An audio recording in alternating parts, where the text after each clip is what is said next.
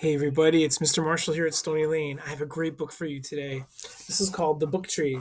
This is a book that I got as a gift, so I hope you enjoy it. Look at this end paper, check that out. All those kinds of books. The Book Tree. The Book Tree.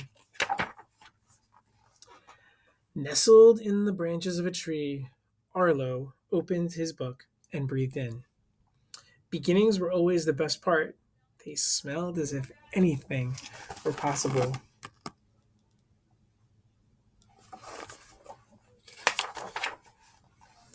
Bonk. I'm sorry, Mayor. I got lost in my book, and it slipped. Preposterous! Books are dangerous. I don't trust them. They act like seeds which grow into ideas, and ideas turn into questions. I will tell you what you need to know. Wait a second. Does that sound right? Is that how it's supposed to go? Are you supposed to not have ideas? Is like some mayor supposed to tell you what to think? That doesn't sound right, right? Do you like this mayor? Hmm. Let's see what happens. First, the mayor gathered every book in the library, and then every book in the whole town, and then he tore them up until all that was left was a single page that floated away in a passing breeze. Look at that.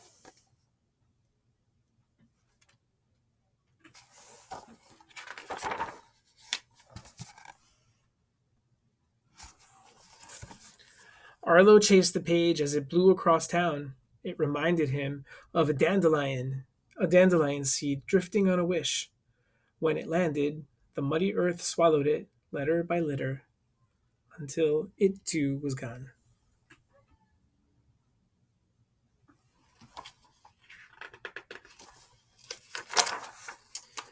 Arlo thought that perhaps the mayor was right. After all, he'd been elected the mayor. He must know something, but without books, Arlo noticed changes wherever he looked. Hmm. At school, teachers had nothing to read, so story time became nap time. Without cookbooks, restaurants served only dry cereal.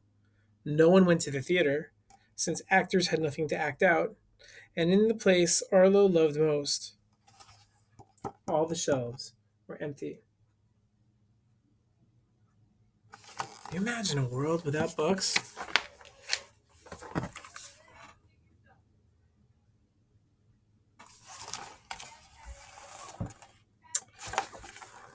Arlo sat where the last page was buried.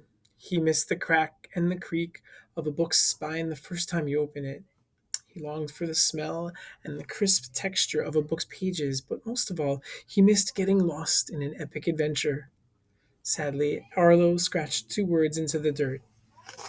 Endings were the worst part of any book.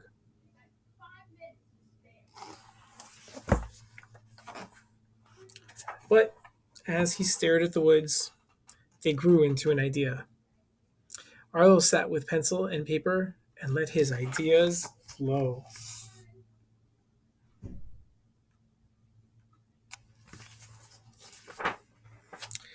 He read his stories out loud to anyone who passed by, but no one stopped to listen. Then Arlo heard something, a sound he thought he'd never hear again, that familiar crack and creak. What was happening? Did someone find the book? Let's see what happened.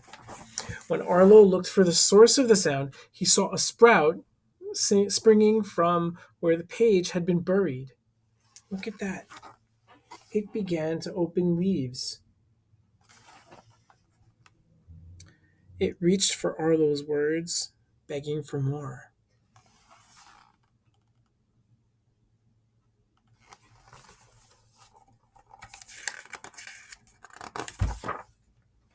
And when the books were ripe, Arlo climbed into the branches of the book tree and breathed deeply, enjoying the fruits of his harvest. While Arlo read, a friend stopped under the tree. I'm bored. There's nothing to do. You could try reading, Arlo said. Is that a book? Yep, here. I love this story, Arlo said, giving her a hand up into the tree. And the two shared a shady spot.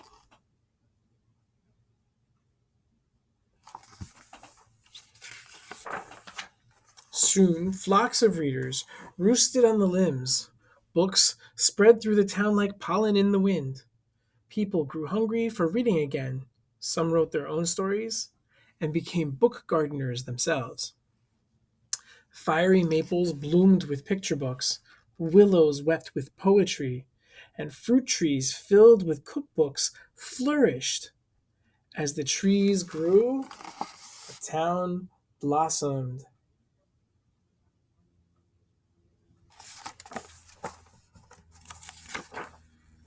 The mayor lost his mayoral work. He was oblivious to all the changes. That is until a ripe book fell on his head. Bonk! The mayor kicked and stomped. Who planted these trees? You did, sir, Arlo said. When you tore up the books, it planted an idea. Impossible!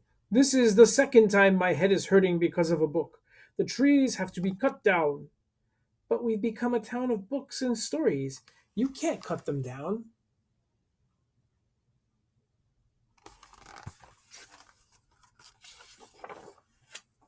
The mayor walked the streets of the town. He gorged himself at one of the five-star restaurants, caught on a show in the park, and lost himself in a story about a boy fishing for a whale in a puddle.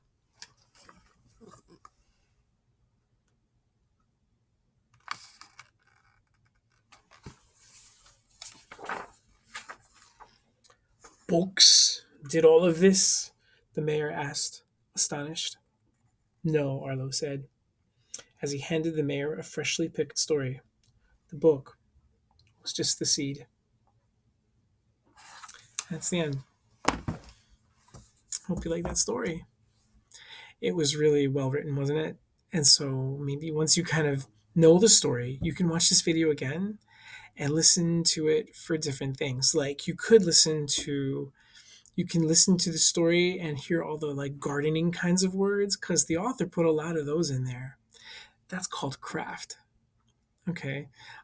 You could listen for how the author, how the characters changed, or how their ideas changed, or what they learned when they grew.